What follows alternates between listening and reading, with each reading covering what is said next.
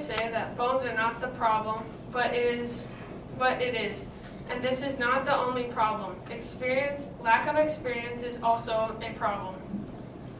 My teammates and I have said that 18-year-old brains are more developed. Other countries have their driving age set at 18. 18-year-olds will be more careful because they have a job, so they can pay for their own insurance. 16-year-olds are more likely to text and drive. Based on what I found on a Maryland Department of Transportation website, 16-year-olds have by far the highest crash risk of any drivers of any age, making them 10 times more likely to be involved in a crash than an adult. 16 and 17-year-old drivers represent only 1/6 of all licensed Maryland drivers and only 1.3% of all miles driven. But these drivers represent 11% of all driver fatalities. On an average nationally, the crash risk per mile driven by 16-year-olds is twice that for 18 and 19-year-olds, and about 7 times the risk for drivers ages 30 to 59.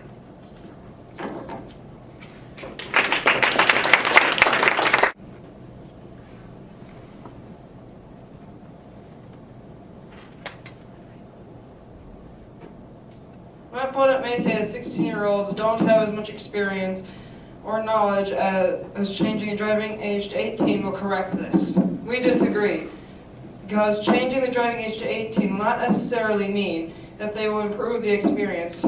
For example, in both Sweden and in Great Britain, where more comprehensive driver training is provided, the fatality rates of auto vehicles have half of the United States.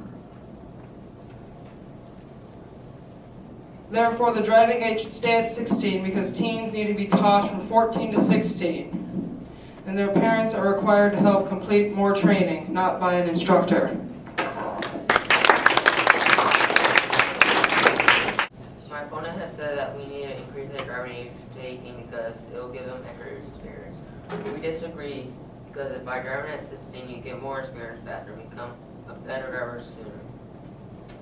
Based on my research from the article, How Should Youth Driving Be Regulated? Studies conducted by the Insurance Institute for Highway Safety support the belief that youth driving improves throughout driving experience. This goes to show we should keep the driving age at 16 because if we were to raise the driving age to 18, drivers wouldn't get as much experience. According to Godfrey Boyle, the studies show that the accident rate for youth drivers drops by approximately 2/3 after their first 700 miles of driving. It's best to get these young drivers out there earlier at 16 so they can rely on themselves, help them gain a greater sense of responsibility, and achieve their 700 miles of driving, so we're driving on safer roads. Driving at 16 helps our youth atmosphere gain more responsibility behind the wheel for their lives, and those around them. It also will decrease the amount of accidents caused by young drivers. My opponent says that we should have a trainer to teach us things, but we think they can give us new skills to help them not text and drive, or make them drive the right way. Be happy on roads, not scared. We should be calm, because if we freak out, then we would make a mistake. Therefore, I think 18-year-olds are allowed to drive because 16-year-olds are too immature and they're not cautious at all.